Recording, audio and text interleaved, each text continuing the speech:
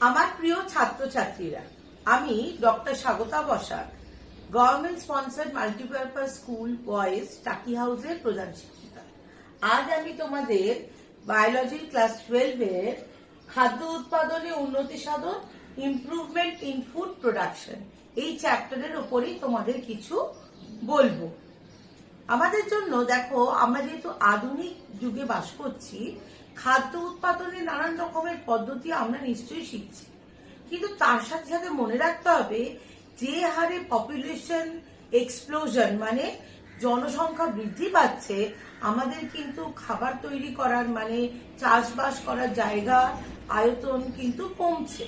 তাহলে আমাদের কেবলমাত্র যে চাষ করে ফসলের থেকেই যে আমাদের খাদ্যের চাহিদা মেটাতে পারবো তা কিন্তু নয়। তাই খাদ্যের কিভাবে বিভিন্ন ধরনের উন্নতি সাধন করতে পারি বায়োলজিক্যাল সায়েন্স এবং টেকনোলজি ব্যবহার করে, সেইগুলোর উপরে আমরা এখানে লেখাপড়া করব। দেখো, আমি তোমাদের প্রথমেই বলছি যে খাদ্য উৎপাদনে উন্নতি সাধন বা ইমপ্রুভমেন্ট ইন ফুড প্রোডাকশন আমাদের আজকের দিনে দাঁড়িয়ে খুবই জরুরি। কেন না? এই কারণেই জরুরি যে আমাদের কাছে যত মানুষের মুখ রয়েছে, যত ক্ষুধার্ত মানুষ রয়েছে, যত মানুষের পেট ভরাবার প্রয়োজন পড়বে, তত কিন্তু আমাদের ফুড তৈরি হয় না, মানে খাদ্য আমাদের থাকে না। সেই কারণে আমাদের বিজ্ঞানীরা মূলত নানান রকম ভাবে উদ্ভিদ প্রাণী এদের এক্সপ্লয়েট করে, কাজে লাগিয়ে, বিজ্ঞানকে এক্সপ্লয়েট করে আমাদের খাদ্যের চাহিদা মেটাবার প্রচেষ্টায় রয়েছে। দেখো, উন্নতি করতে গেলে প্রথমেই আমরা তাকাই কিসের? আমরা তো সবাই ধান, গম, জব, ভুট্টা, ফসল, নানা রকম শাকসবজি এগুলোর কথা ভাবি। তো প্লান্ট ব্রিডিং এর উপরে একটা মানে উদ্ভিদ প্রজননের উপরে কিন্তু বিজ্ঞানীরা একটা নজর দিচ্ছে। এছাড়াও কলা পালন মানে আমি কতদিনে 6 মাস পরে ধান উঠবে বা 3 মাস পরে গম উঠবে এই অপেক্ষায় না থেকে আমরা কিন্তু বিভিন্ন ল্যাবরেটরিতে মানে তোমার খুব সহজে এবং খুব তাড়াতাড়ি আমরা টিস্যু কালচার মানে কলা পালনের মাধ্যমে খুব টাইমটাকে কমিয়ে এনে আমরা ফসল ফলিয়ে ফেলতে পারছি। এছাড়াও কেবলমাত্র যে বস্তু আমরা চিরাচরিত খেয়ে আসছিলাম সেইগুলো ছাড়াও আমরা কিছু সিঙ্গেল সেল প্রোটিন মানে এককোষী কিছু বস্তু আমরা ব্যবহার করছি বা ক্ষুদ্রাতি ক্ষুদ্র মাইক্রোবস আমরা ব্যবহার করছি, যার মধ্যে থেকে আমরা অনেকটা প্রোটিনের চাহিদা মেটাতে পারি। এছাড়া যেসব ফসল আমাদের উঠছে তার থেকে আমরা বায়োফর্টিফিকেশনেরও একটা ব্যবস্থা করছি। বায়োফর্টিফিকেশন বলতে ধরো আমি ভাত খাচ্ছি, ভাতের মধ্যে যা যা পুষ্টি মূল্য থাকার কথা সেই সব জিনিসের সাথে সাথে আরো কিছু যদি তার মধ্যে যোগ করে দেওয়া যায়, তাহলে সেই ভাতের মধ্যে থেকে একটা মানুষ অনেক কিছু একসাথেই পেয়ে যেতে পারে। তাহলে পুষ্টি মূল্য বাড়াবার একটা, পুষ্টি গুণ বাড়াবার একটা প্রচেষ্টা চলছে। এছাড়া পশুপালন, আমরা কিন্তু কেবলমাত্র উদ্ভিদ নয়, বিভিন্ন পশু পাখি মাছ এদের থেকেও আমরা কিন্তু অনেকটা আমাদের খাদ্যের চাহিদা মেটাই। এখানেও নজর রাখা হচ্ছে কিভাবে আমরা সেখান থেকেও আমাদের খাদ্যের চাহিদা মেটাতে পারি। মৌমাছি চাষ করি, মৎস্য চাষে কিভাবে উন্নতি করা যায় এবং ইন্টেন্স মানে খুব ঘনভাবে সেখানে চাষ করে ফলন বেশি করানো যায় সেদিকে কিন্তু নজর দেওয়া হচ্ছে। প্রথমেই চলে আসছি উদ্ভিদ প্রজনন বিদ্যা। উদ্ভিদ বিজ্ঞানের যে শাখায় কৃষি শস্যের বংশগত বৈশিষ্ট্যের পরিবর্তন ঘটিয়ে নতুন ও উন্নত প্রকারের উদ্ভিদ সৃষ্টির কৌশল সম্পর্কে আলোচনা করা হয়, তাহলে সেই বিজ্ঞানকে আমরা কি বলবো না উদ্ভিদ প্রজনন বিদ্যা। মানে কৃষি শস্যের আমরা ফসল ফলানোর জায়গাটাকে বৃদ্ধি করছি, সেই কৌশল সম্পর্কে আলোচনা করছি, সেই বিদ্যাটাকে বলছে উদ্ভিদ প্রজনন বিদ্যা। এবং এই উদ্ভিদ প্রজনন বিদ্যার আমাদের প্রয়োজন কি? এই উদ্ভিদ প্রজনন বিদ্যার কারণ হলো আমরা চাই আমাদের ফলন বৃদ্ধি হোক, এবং সেই কারণেই দেখো এখন বিজ্ঞানীরা প্রচেষ্টা করে রত্না, জয়া, IRA এছাড়াও আরো অনেক রকমের আমরা ফসল কিন্তু পেয়েছি। যেমন ধরো সোনালিকা, কল্যাণ সোনা প্রভৃতি গম, আর এখানে আমি তোমাকে অলরেডি এখানে ধানের নামগুলো দিয়েছি। এই উচ্চ ফলনশীল মানে ধান আমরা পাচ্ছি। এছাড়া গুণগত মান বৃদ্ধি করাতে পারছি, যেমন অধিক চিনি সম্পন্ন তোমার আখের প্রজাতি তৈরি করা গেছে। উন্নত গঠনগত বৈশিষ্ট্য, যেমন খর্বাকার জাতের ধান, গম ইত্যাদিতে কি হয় না তোমার এদের ধান গম এদের কিন্তু সহজে মাটিতে পড়ে গিয়ে নষ্ট হচ্ছে না। তাই এই খর্বাকার কিছু উদ্ভিদ আমরা চেষ্টা করছি তৈরি করে নেওয়ার। এছাড়া তাপমাত্রা নিয়ন্ত্রণ করা, লবণাক্ত জমিতে জন্মাবার মানে ক্ষমতা অর্জন করা।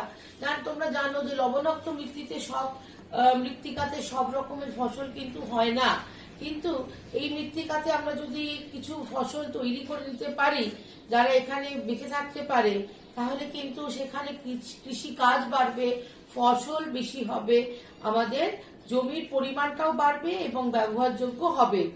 এছাড়া তোমার তাপমাত্রা আর আলোকের কথা তো আমি বললামই। আরো রোগ কীট পতঙ্গ এদেরও থেকে যাতে রোগ না হয়। আমি অনেক ফসল ফলালাম কিন্তু রোগ হয়ে সমস্ত গাছের ফসলটা নষ্ট হয়ে গেল। রোগ প্রতিরোধ ক্ষমতা যদি বাড়াতে পারি, আর তোমার ধরো খরা, অতিবৃষ্টি এইগুলোতেও যাতে উদ্ভিদের ফসলের যাতে মানে ক্ষতি না হয়ে যায় সেদিকে নজর রাখতে পারি, তাহলে কিন্তু আমাদের ফসলের পরিমাণ বাড়বে। উদ্ভিদ প্রজননের বিভিন্ন রকমের পদ্ধতি আছে। প্রথমেই আমরা জানি যে উদ্ভিদ প্রবর্তন মানে প্লান্ট ইন্ট্রোডাকশন।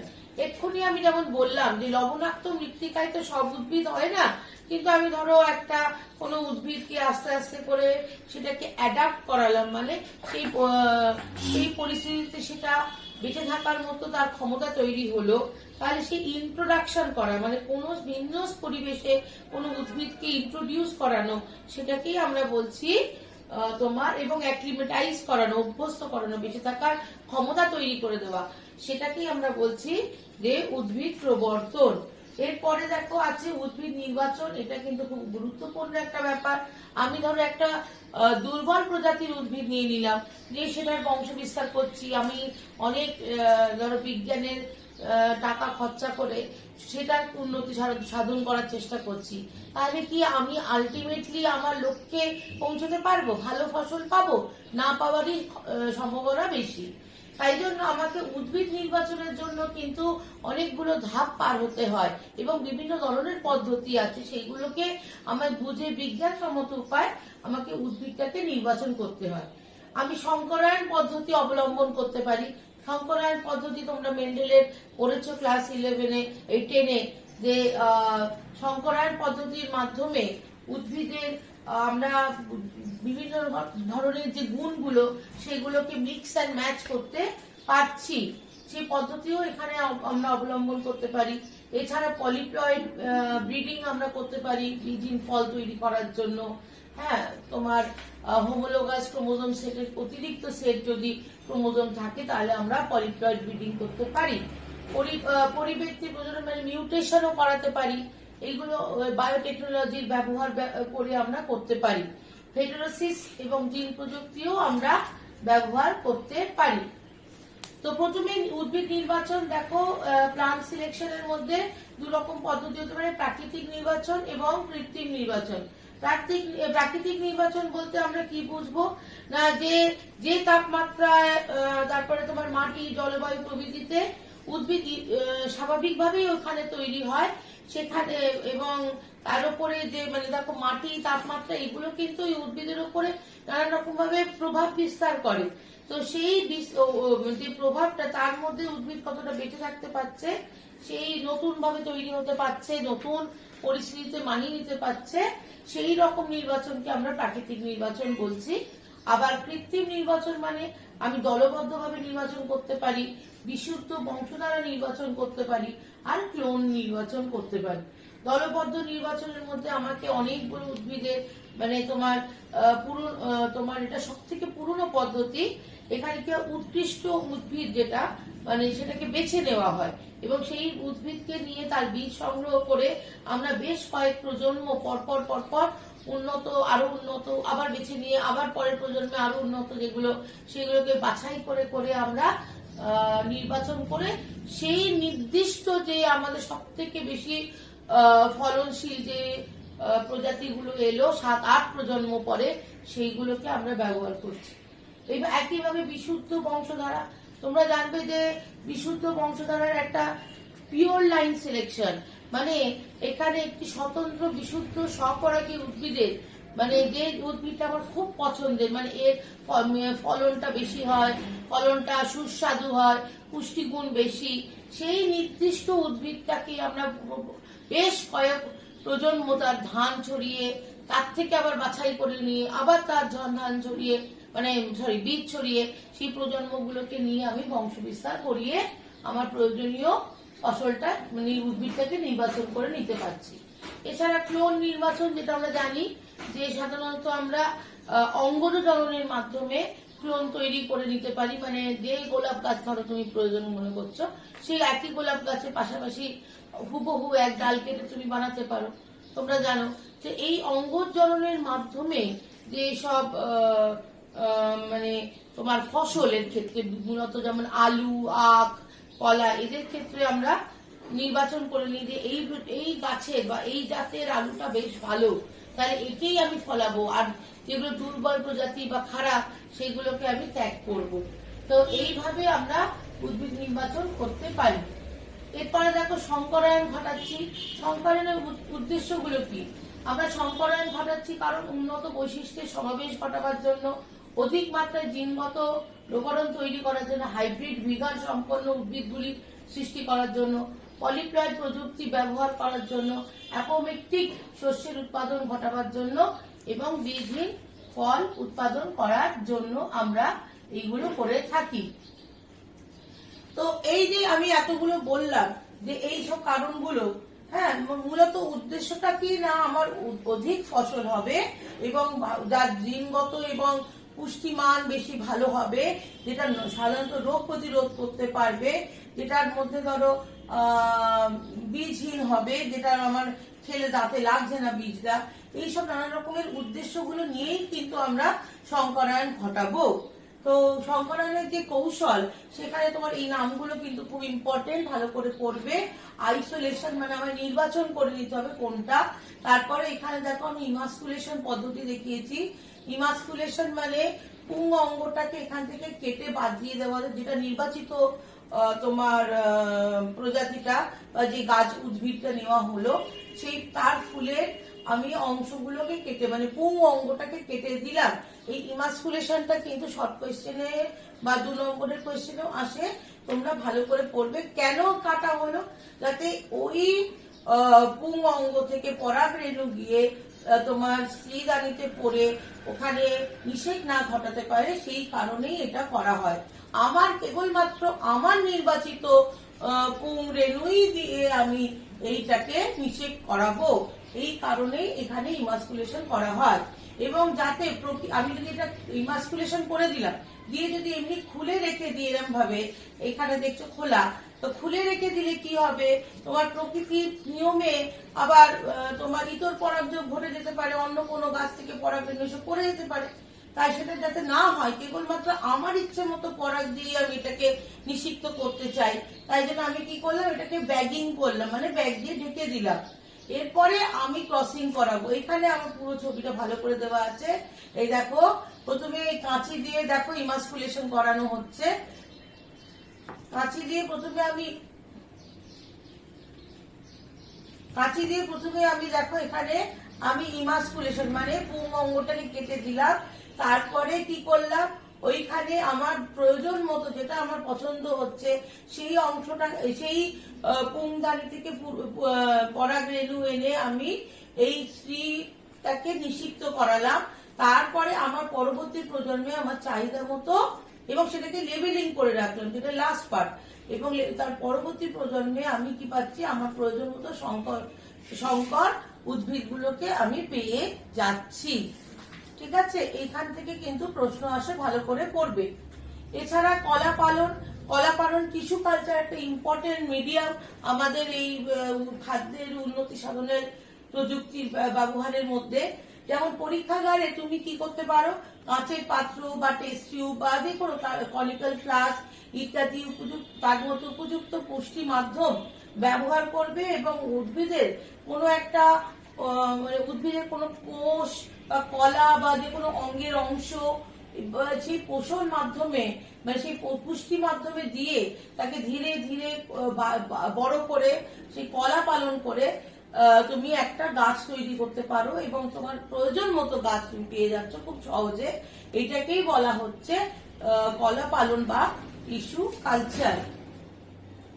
কলা পালনের বিভিন্ন রকমের প্রকার বেরোতে পারে। তুমি একটা অঙ্গ নিয়ে যদি মানে কোন একটা অঙ্গ ধরো মূল নিয়ে করলে, তাহলে যেমন এখানে আগের ছবিতে আমি দেখিয়েছি একটা মূল নিয়ে করা হচ্ছে, যেটা অঙ্গ পালন হতে পারে। আবার ক্যালাস পালন মানে সেখানে কয়েক গুচ্ছ কোষ নিয়ে তুমি কয়েকটা কোষের গুচ্ছ, সেটা ঠিক মতো বিভেদিত নয় এরকম কোষ গুচ্ছ নিয়ে করতে পারো। ভ্রূণ পালন করতে পারো। প্রোটোপ্লাস্ট কেবলমাত্র প্রোটোপ্লাস্ট নিয়ে করতে পারো। এছাড়া প্রলম্বন পালনও তুমি ঘটাতে পারো। এই কোষ বা কলা পালনের গুরুত্ব কি না, আমি তোমাদের প্রথমেই যখন ইন্ট্রোডাকশন বলছিলাম যে কলা পালন করা হয় ল্যাবরেটরিতে, সেটা কেন না খুব তাড়াতাড়ি মাইক্রো প্রোপাগেশন বলা হয় এটাকে, মানে খুব তাড়াতাড়ি ক্ষুদ্র অংশ জায়গায় মানে এবং ক্ষুদ্র অংশ নিয়ে আমরা এই প্রোপাগেশনটা করাচ্ছি। হ্যাঁ, এছাড়া রোগ মুক্ত, আমি যে প্রাণীটার থেকে যে উদ্ভিদটাকে আমি এই কলাটাকে নিচ্ছি, যে বাছাই করলাম যে উদ্ভিদটাকে, সেই উদ্ভিদটা রোগ মুক্ত আমি দেখে নিয়েছি। অতএব এর থেকে যদি আমি 100টা গাছ করি আমি জানবো সেই 100খানা গাছ কিন্তু রোগ মুক্তই হবে। এছাড়া দেহ কোষের সংকরায়ন, ইচ্ছা মতো আমি দুটো কোষ নিয়ে সংকরায়ন ঘটাতে পারি। হ্যাপ্লয়েড উদ্ভিদ সৃষ্টি করতে পারি। দ্রুত ক্লোন তৈরি, খুব তাড়াতাড়ি এখানে বংশ বিস্তার হয়ে যায়, তাই দ্রুত ক্লোন সৃষ্টি করতে পারি। সমক্লোনাল ভেরিয়েশন আনতে পারি। মূল্যবান যৌগের মানে যে সব যৌগ আমি পুষ্টি মাধ্যমে দেব সেই উপাদানগুলো ব্যবহার করে উদ্ভিদটাকে আরো তুমি পুষ্টি সম্পন্ন করে তুলতে পারো। আর ট্রান্সজেনিক উদ্ভিদ সৃষ্টি করতে পারবো। এরপরে দেখো, এই যে পরবর্তী যে অংশে আমি আসছি সেটা হলো single cell protein. Single cell protein বলতে কি বোঝো না, এইগুলো হলো সাধারণত খুব মাইক্রোবস, ছোট মাইক্রোবস, যেগুলোকে আমরা ব্যাকটেরিয়া বা ক্ষুদ্রাকার শৈবাল বলতে পারি। এই শৈবালের দল থেকে আমরা কি প্রোটিন জানবে। তোমাকে একটা উদাহরণ দিই, যেমন ধরো তোমরা বললে যে প্রোটিন চাই, তাহলে গরুর দুধ খাবো, তো গরুর দুধ থেকে প্রোটিন পাবে, ঠিক কথা। এই যে গরুর দুধ থেকে তুমি প্রোটিন পাচ্ছ, গরুর দুধটা করতে গেছে গরুর থেকে, এবার গরুকে কি খাওয়াবে, খড়টা করতে গিয়ে আসবে শস্য ধান কেটে যে খড়টা বেরোলো সেটা, এবারে সেটা করতে গিয়ে অনেকটা জমি তোমার চাই সেই ধানটাকে ফলন করানোর জন্য। অতএব 1 গ্লাস দুধের জন্য তোমার কতটা জমি প্রত্যক্ষভাবে বা পরোক্ষভাবে ব্যবহার করতে হচ্ছে তুমি ভেবে দেখো। তাহলে বুঝতে পারবে যে আমরা সবসময় যে প্রথাগত বা চিরাচরিত যে খাদ্যের যে উৎসগুলো খুঁজতাম, সেখান থেকে খানিকটা কিন্তু আমাদের আজকের দিনে চাহিদা মেটাবার জন্য খাদ্যের উপাদানের আমাদের অন্যদিকেও নজর দিতে হবে। আমরা যেমন আগেকার দিনে তো অত ভাবতাম না যে ব্যাকটেরিয়া বা শৈবাল আমরা খাবো, কিন্তু এখন এর থেকেও প্রোটিন আমরা তৈরি করছি। শৈবাল, সূত্রাকার শৈবাল এবং তোমার ব্যাকটেরিয়া থেকে আমরা সিঙ্গেল সেল প্রোটিন বলে যেটা, সেটা উৎপন্ন করছি। উদাহরণ দিয়েছি আমি এখানে, যেমন সায়ানোব্যাকটেরিয়া, যেমন স্পাইরুলিনা স্পিসিস থেকে পাচ্ছি, ব্যাকটেরিয়া মিটাইলোফাইলাস, মিথাইলোট্রোফাস, ইস্ট, ক্যান্ডিডা ইউটিলিস, এখানে ছবিগুলো দিয়েছি, ফিলামেন্টাস ফাঙ্গি, ফিউজেরিয়াম, গ্রামিনেরিয়াম। এই যে তোমাদের এখানে উদাহরণগুলো আমি এখানে দিয়েছি, এই নামগুলো মনে রাখবে। এবং সিঙ্গেল সেল প্রোটিন থেকে কিন্তু প্রচুর প্রশ্ন আসে। তোমরা জানবে যে এই যে আমরা অ্যাস্ট্রোনট পাঠাচ্ছি বাইরে, হ্যাঁ, বা তোমার পাহাড়ে বা মিলিটারিদের, ওরা অনেক দূর দূরে যেখানে খাবার পাবে না, অ্যান্টার্কটিকার অভিযানে, যেখানে যেখানে খাদ্যের চাহিদা মেটাবার অভাব আছে, সেখানে কিন্তু সিঙ্গেল সেল প্রোটিন কিন্তু একটা বড় জায়গা তৈরি করে ফেলছে, যে তারা এইটা খেয়ে আমরা খাদ্যের চাহিদা মেটাতে পারছি। এর সুবিধাটা কি, উচ্চমানের প্রোটিন এবং সামান্য পরিমাণ ফ্যাট থাকে, সারা বছর ধরে তুমি পরীক্ষাগারে মানে ল্যাবে তৈরি করতে পারবে। প্রোটিন জাতীয় কৃষি দ্রব্যের উৎপাদনের উপরে চাপটা এর মাধ্যমে কমে যাচ্ছে। তাহলে আমাকে আর চিন্তা করতে হচ্ছে না যে আমি খেতে গিয়ে মানে মাঠে গিয়ে কতটা প্রোটিন প্রোটিন জাতীয় পদার্থ তৈরি করতে পারলাম, এখান থেকেই আমি চাহিদাটা মেটাতে পারছি। আর অসুবিধাটা কি না, জানবে যে অসুবিধাটা খুবই নগণ্য এবং এটা আমাদের ওভারকাম করতে হবে। টেকনোলজি আমাদের সেদিকে হয়তো নিয়ে যাবে আগামী দিনে। নিজস্ব পছন্দের জন্য অনেকের এটা ভাল লাগে না। অণুজীবের মধ্যে বেশি পরিমাণ নিউক্লিক অ্যাসিড থাকায় খানিকটা আন্তরিক অসুবিধা হতে পারে এবং অ্যামাইনো অ্যাসিডের উপস্থিতি চাহিদার মতো নাও থাকতে পারে। তোমার যে অ্যামাইনো অ্যাসিড দরকার সেটা হয়তো সেখানে তুমি পেলে না। এটা এই অসুবিধাগুলো থাকতে পারে। এরপরে আমি তোমাদের যেটা আনছি প্রায় শেষ করে এনেছি, এটা হলো বায়োফর্টিফিকেশন। বায়োফর্টিফিকেশন মানে যেখানে তুমি যেসব ফসলের মধ্যে তুমি প্রয়োজন মতো পুষ্টিমূল্যটা বাড়িয়ে দিতে পারছো। বায়োফর্টিফিকেশন হলো সেই প্রক্রিয়া যার মাধ্যমে সব রকম পুষ্টি উপাদান সহ খাদ্যবস্তু উৎপাদন করা যায়। এখানে কয়েকটা উদাহরণ দিয়েছি, উদাহরণগুলো কিন্তু তোমাদের মনে রাখতে হবে। যেমন সোনালী ধান, যার মধ্যে পর্যাপ্ত ভিটামিন এ পাওয়া যায়। আলুর শ্বেতসারের পরিমাণ হলো 20, আলুর শ্বেতসারে 20 থেকে 40% বাড়ানো গেছে। এছাড়া টমেটো কি হচ্ছে না, দেরি করে পাকানো যায় এবং এর শেলফ লাইফ মানে তুমি গাছ থেকে পেরে রেখে দিয়েছো, দেখলে পচে যাচ্ছে, তেমন নরম ন্যাকন্যাকে হয়ে যাচ্ছে, সেই জায়গাটা কিন্তু তোমার আটকানো গেছে। চেষ্টা করা হচ্ছে যে আরো উন্নত যাতে করা যায়। প্রোটিন সমৃদ্ধ বিন এসে গেছে বাজারে, ভিটামিন সি সমৃদ্ধ টমেটো, সরিষা, কুমড়ো এসেছে। এছাড়া তোমার ক্যালসিয়াম ও আয়রন সমৃদ্ধ পালং শাক, শঙ্কর ভুট্টা, যার মধ্যে 2000 মিলিগ্রাম পরিমাণ লাইসিন এবং প্রায় দ্বিগুণ পরিমাণ ট্রিপ্টোফ্যান থাকে। এখানে শঙ্কর বানানটা একটু ভুল হয়েছে, যেটা দন্তেস হবে। ভিটামিন এ সমৃদ্ধ সবজি যেমন গাজর, কুমড়ো, এগুলো কিন্তু দেখো, গাজর, কুমড়ো মনে রাখবে, যত রকমের লাল সবজি মানে জানবার মধ্যে ভিটামিন এ আছে। ওই ভিটামিন এর পরিমাণ আরো বাড়ানো গেছে এই গাজর, কুমড়োতে, এই আধুনিক টেকনোলজি ব্যবহার করে। এবং এগুলো খেলে আমাদের কিন্তু শক্তি বাড়বে। এখানে কিছু ছবি দিয়েও আমি সেটা দেখিয়েছি এবং স্বাস্থ্য বজায় থাকবে। তাই আর তোমাদের যেটা বলার কথা যে এর পরবর্তী যে অংশটা যেটা এই চ্যাপ্টারে আছে, সেটা আমাদের যেহেতু গত বছরের পরীক্ষায় কিছু এসছে সেখান থেকে এবং এই বছর কিছুটা বাদও চলে গেছে, অতএব সেই অংশ থেকে তোমাদের বেশি কিছু পড়তে হবে না। যতটা এখানে বললাম সেগুলো মনোযোগ দিয়ে পড়ো। এখান থেকে তোমরা কোয়েশ্চেন নিশ্চয়ই পেয়ে যাবে, ভালো লিখতে পারবে আশা রাখি। আমি তোমাদের এই চ্যাপ্টারটা বোঝাবার জন্য ইন্টারনেটে বেশ কিছু ছবি ব্যবহার করেছি।